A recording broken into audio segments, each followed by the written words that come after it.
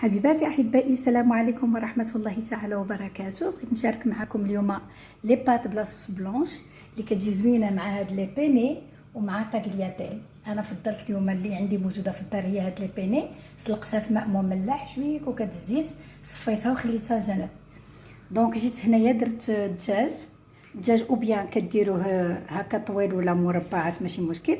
دونك الدجاج لي شامبينيون، شويه د الربيع، شويه الثومه، ملح، ابزار، زيت، زبده. صافي كنديرها هنايا مع كتقلى.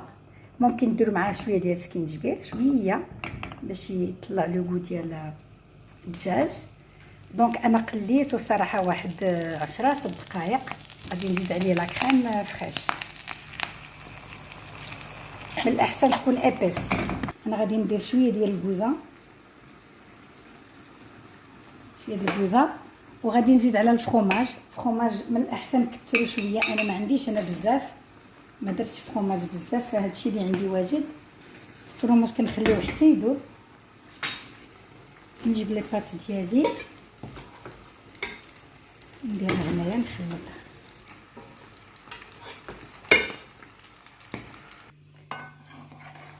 لي بيني هاهما وجدوا عندنا. دابا غادي نسيرفيها في الطبسيل.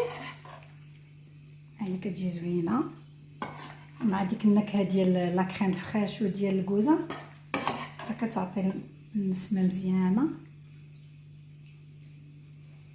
وما كتاخذش لينا وقت بزاف في الطبخ. لي بيني ديالنا هي وجدات. ما نعاود لكمش النكهه تجنن. هي تبارك الله ما خداتش مني الوقت بزاف، فيت في. قناه الاميره بلقيس كنتمنى الدعم ديالكم. ما تنسوناش من لايك كومنت. رمضان كريم، الى اللقاء.